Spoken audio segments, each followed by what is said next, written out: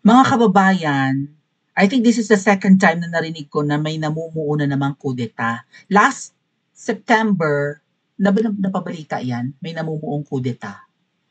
Mukhang papalag na yung kasundaluhan kay Ngiwi. And then, nung nakaraan, like, was it? Yeah, September din eh. Parang ano ba yun, yung sabi ni, I think si Yumi yung nagsabi nun eh. May mga makikisig ng pumapalag kay Ngiwi. May babasahin lang akong post kanina mga kababayan. Isang oras pa lang bago tayo mag-start ng live from Billionaire News Channel. Amid whispers of discontent among retired military officer, hindi na masaya ang mga yung bumaba noong September 21, yung nasa Camp Aguinaldo, right? Yung una, nag-rally muna sila doon sa labas ng House of Representatives, sa HOR, right? Batasan Complex, nandun, tapos lumakad sila papuntang Camp Aguinaldo. Retired military officers yun eh. President Ferdinand Marcos Jr. stood unshaken on Wednesday as he dismissed reports of coup plots as mere noise and insisting that the government remains on solid ground. O talaga, stable ang kanyang gobyerno. Talaga? Tuwing may mangyayari sa Pilipinas, naiinis ang mga Pilipino sa'yo, stable pa rin ang gobyerno mo.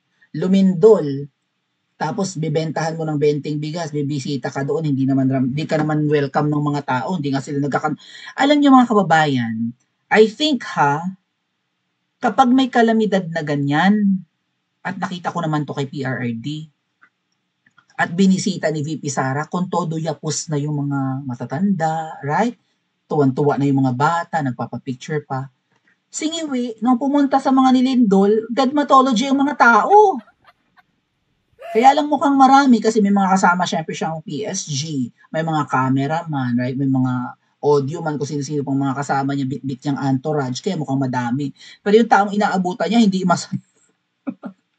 Hindi masaya sa kanyang presence, di ba? Oh. And then, ano pa? Yan, may mga lindol, may mga binagyo, yung skandalo ng ghost projects, may flood control nga, giba naman. Kung hindi durog at substandard, wala talaga, ghost talaga. Bawat araw na may nangyayari na aalibadbaran ang mga Pilipino sa iyo, dumarami ang sumisigaw ng Marcos resign. Kahit nga sinasabi ni VP Sara, naku, huwag kayong umasang magre-resign niya kahit lakasan niyo pa yung panawagan niyo. Tingnan niyo na lang yung tatay niya, 20 years, nasa DNA ng mga yan bababa. Kakapit yan, kapit ko. Siyempre, di ba, tiba-tiba. Bukod sa tiba-tiba, takot lang niyang bumaba siya sa pwesto. The moment na mawala siya sa pwesto, either kasuhan yan or kantingin ng mga hindi pa niya napagbibigyan. Tumiba-tiba yan, panahon pa lang ng kampanyahan. Katulad ng binabanggit ko kanina mga at kuya. Sabi ni VP Sara, si Tambalos-Los daw gumagastos nung unit team campaign noong 2022. Sabi nga ni VP Sara, di ba, teka muna, baka maubos ang pera mo, ikaw ang gumagastos, yung mag-asawa ayaw maglabas ng pera. Pero ang sabi po, ni Miss Maharlika at ng iba pang mga nagtatrabaho dati sa headquarters ni Iwi, bumabaha ng pera sa headquarters niya nung panahon ng kampanyahan. At saan ka naman nakakita na unit team na ang tawag kay VP Sara at kay Ngiwi, magkahiwalay pa sila ng headquarters. Magkabilang part pa ng EDSA. Si Ngiwi, nangangaliwa, pag galing ka ng Makati, si VP Sara sa kabila namang part ng EDSA. I think doon nga sa may Cybergate ba yan? Sa may kahiliran ng Light Residences ng SM. Paglagpas nyo ng Guadalupe Bridge, pag galing kayo Makati, o ng kanan yung kay VP Sara, doon yung kanya headquarters ng campaign period ng 2022. Singiwi naman yung buong building na kulay blue sa kaliwa. Bumabaha daw dyan ng pera, mga ate. Pero ayaw maglabas ng mag-asawa, kampanyahan pa lang. Susuga pa, 'di ba? Okay, basahin ko lang yung buong balita mga kababayan ha. Marcos, pupus talaga. Kumbaga, dinidisregard niya. Hindi siya pwera niya. No? Wala yan. Marcos, pupus coup talks, says government still on solid ground. The Commander-in-Chief made the remark after Armed Forces of the Philippines Chief General Romeo Bronner Jr. disclosed that some retired officers had approached active. Ito nga yung sinasabi siguro, right, nung mga nagrally noon sa labas ng Camp Aguinaldo.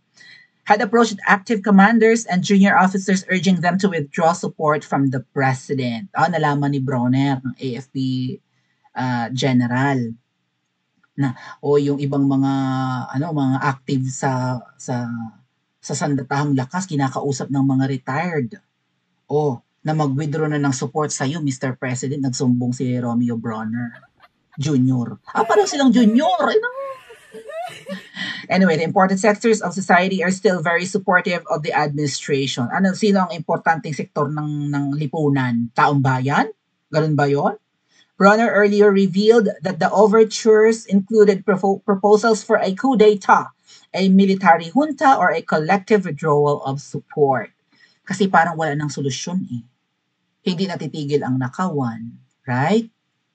Ginigipit si VP Sara. Nagpoprotesta na ang taong bayan, right? Parang ganun na. Alam niyo, ako tatanungin niyo, hindi dapat tumitigil ang ordinaryong Pilipino sa pagrarally. And then dapat huwag sayangin yung momentum. Kung pwede nga lang, huwag nang abutin ng Pasko at Bagong Taon, di ba? Ba't mo pa paaabutin? May mabibigyan pa ng Christmas bonus, 13th month pay, pamaskong handog. Mababago pa yung loob ng mga ayaw-ayaw, kaso mo may napapala. Di ba allegedly, yung mga empleyado pa nga lang ng palasyo ng mga ahas, 200K ang pamaskong handog per head. May mga sumamaan loob, ginawa raw 100K, nagkukuripot na naman daw yung babaeng ahas. Mga empleyado pa lang yun ng palasyo ng mga ahas. So yung mga, di ba, itong mga importanteng tao na magpuprotekta sa kanila, itong men in uniform, baka malaki ang pamaskong handog. We don't know. Right? Bukod sa bibigyan ng pwesto or whatever, bibigyan ng ari-arian abroad, we don't know. Right? So, gustong-gusto raw magkaroon ng coup d'etat at military junta. Yun nga, sabi daw ni Bronner, the military chief, however, said none of these efforts gained traction. Not even during the September 21st, yung napakaraming rally. Anti-corruption protests that were sparked by the president's own campaign to expose the alleged fraudulent flood control projects. Ngayon, okay, walang coup d'etat, sabi niya. Walang coup d'etat yan, wala yan. Stable ang gobyerno, may tiwala ang taong bayan. I think the most important sector, sabi niya, dumalam ang taong bayan yun. Right? May tiwala tumataas nga raw siya sa survey, di ba? Kaya lang, itong si Marcos Jr., pathological liar. Laging nagsisinungaling. Sabi ko nga, sa 10 sinabi, 11 ang kasinungalingan. Kung ano ang sasabihin nito, baliktarin mo lang. At yun ang totoo. Sinabi niya, walang baril yung mga pumasok sa KOJC. Kitang-kita natin may baril. Sabi niya, meron siyang flood control projects. Right? At kung ano-ano pa mga pinagsasasabi. Sabi niya, nakakausap daw niya yung tatay niya. At sinasabi siyang mahirap, di ba? O, di ba mahirap? Naririnig daw niya ang boses ng tatay niya at the back of his mind. So on and so forth. Marami pang puro siya pambubudol, panloloko. So baliktarin mo lang sinabi niya, malamang may namumuong laban sa kanya. Tapos mataas daw ang trust rating ng, 'di ba? Tumaas daw ang trust rating sa kanya ng taong bayan according sa isang survey. Porque ikaw ay sabi mo, gusto mong pa-imbestigahan itong mga ghost projects, tumaas na ang tiwala ng taong bayan sa iyo. Ay yung ICI nga, ayaw yung i-live yung investigasyon. Tapos wala kayong balak ipakulong. At balak din daw nilang itigil ang investigasyon sa ghost projects, mga kababayan. So saan ka banda pinagkatiwalaan ng taong bayan? Sa anong aksyon mo, tumaas ang trust rating mo? Aling ginawa mo? Yung pagturo-turo mo? Yung pagbisita mo sa mga nilindol?